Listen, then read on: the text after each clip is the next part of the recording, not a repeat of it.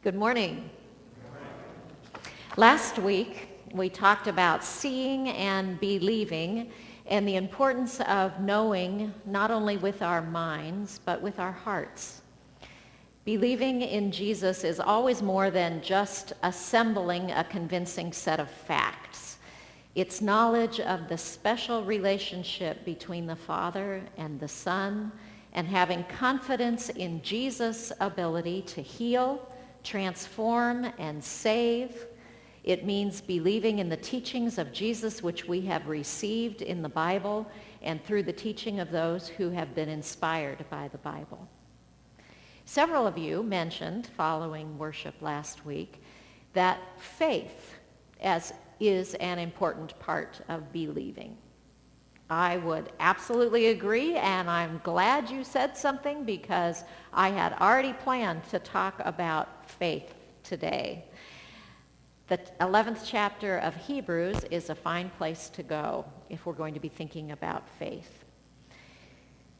Hebrews, we're not sure who wrote the book of Hebrews. Sometimes it gets lumped together with the other writings of Paul, but stylistically it's very different from Paul's letters. And in fact, Hebrews isn't a letter at all. It's more like a sermon.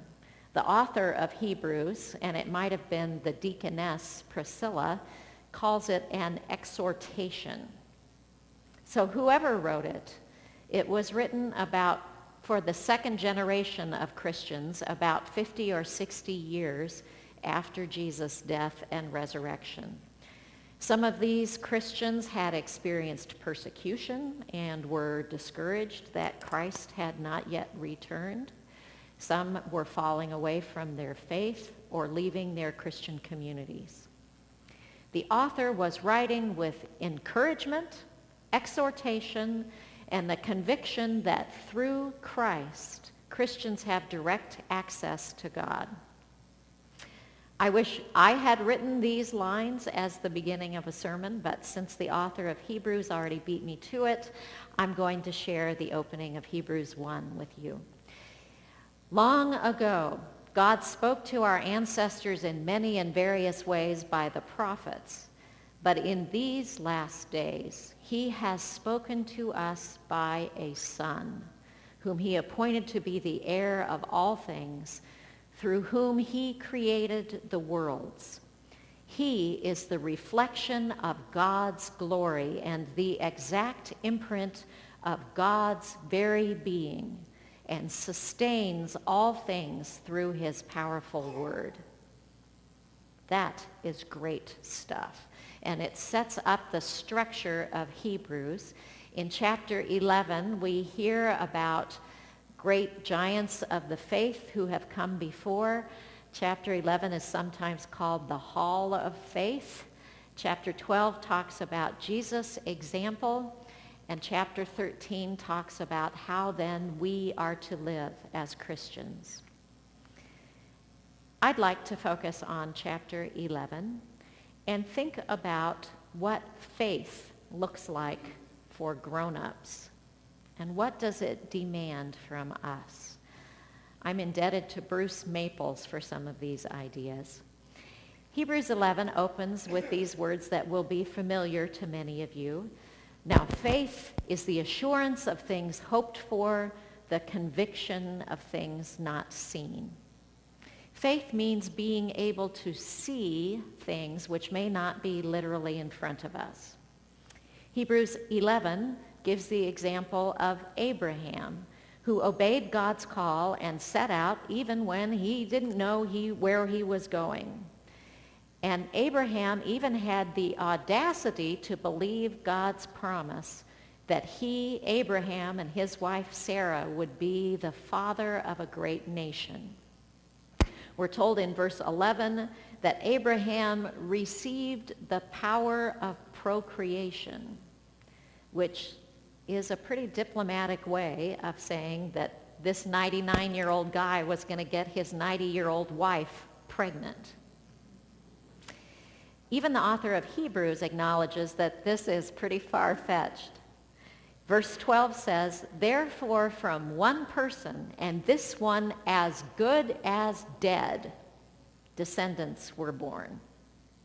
Now, as good as dead, that is a pretty memorable phrase. I wonder how Abraham would have felt about being described that way.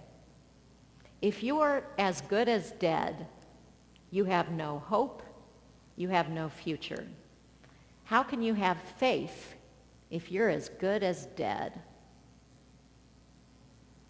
I'd like to tell you a story about someone else who was as good as dead. I'm sure he would not have described himself that way, and that's why his story is significant. If he had accepted the idea that he was as good as dead, he probably would have been, because many other people in his situation were. Instead, he survived to be a motivational speaker, had a business principal named after him, and became a vice presidential candidate. His name is Admiral James Stockdale, and he was the highest-ranking naval officer to be held as a prisoner of war in Vietnam. He was imprisoned for over 7 years, and because of his rank, his treatment was especially brutal. He was kept in isolation. He was kept in a room that was lighted 24 hours a day, and he had to wear shackles even when he slept. Somehow, Stockdale lived through this experience, even when younger and seemingly more fit prisoners died. How did Stockdale do it? His answer is known as Stockdales Paradox, and his principles have been used by business and in Ross Perot's 1992 political campaign. I think they have something to say to us about faith, even though they came from a man who was as good as dead. Here's what Stockdale said. The prisoners who had the most trouble surviving were either those who were really optimistic or really pessimistic. The key to Stockdale's survival was the combination of optimism and realism. He held on to the conviction that he would prevail in the end, no matter how difficult things were right now. But at the same time, he was realistic about his current situation and the brutal reality of what that was. And that, my friends, is a description of faith, optimism and realism. Let me say a little bit more about that. We as Christians hold the conviction that God will prevail. If we have victory, it is through the power of God in Jesus Christ. It's not our power that will prevail. We might be as good as dead, but we can do all things through Christ who strengthens us. But the other part of that is that we actually have to do things. We are challenged to do more than just sit on our hands and wait for God to rescue us. If that is our solution to the world's problems, then we are as good as dead. Elderly Abraham and barren Sarah may have been skeptical about God's covenant to make a great nation of their descendants. But when God got around to making good on that promise, I'm pretty sure that Abraham and Sarah had to participate in that process in some way. We should not read Hebrews 11, which is a list of a whole lot of folks, as merely a roll call of the giants of our faith who did some really great stuff. We should be asking what these stories have in common with our own story. These were not perfect people, good heavens. And they didn't have easy lives, far from it. Old Abraham, he was no Superman. He was as good as dead. And yet he dared to listen to God and have faith in a promise that he could not see. Optimism is a quality which we can cultivate in community. One of the most difficult things for POWs, perhaps even harder to endure than physical abuse, is isolation. If we think we're alone, optimism withers and hope dies. But when we know that other people are experiencing the same things that we are going through, it can give us hope, even in the midst of suffering. Admiral Stockdale was kept in isolation for most of his imprisonment. If he had been alone, he would have been as good as dead.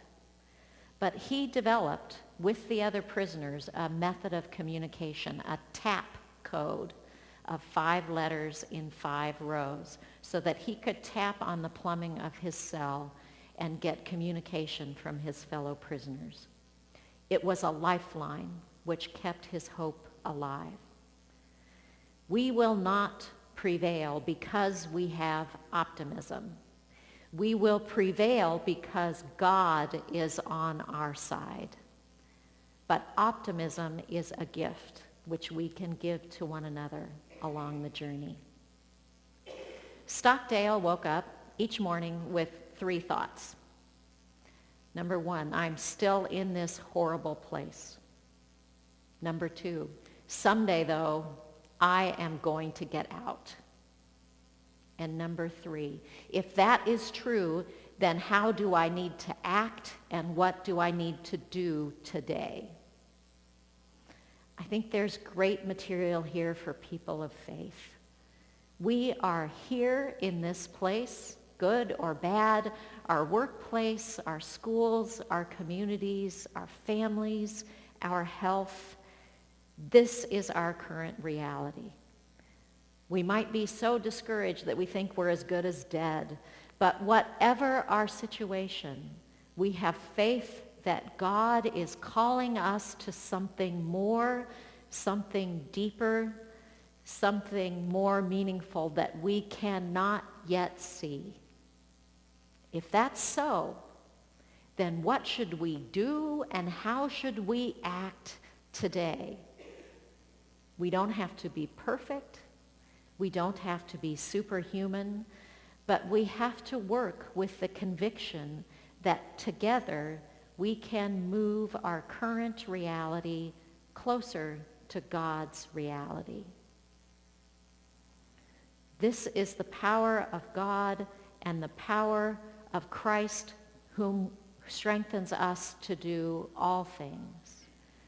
That we are called to be loving people, loving God. It isn't a trick. It isn't an illusion. It isn't a silver bullet that protects us from pain or adversity. It's faith. The assurance of things hoped for, the conviction of things not seen. This is the faith that we're called to walk in today and every day, and this is the faith that will lead us home. Amen.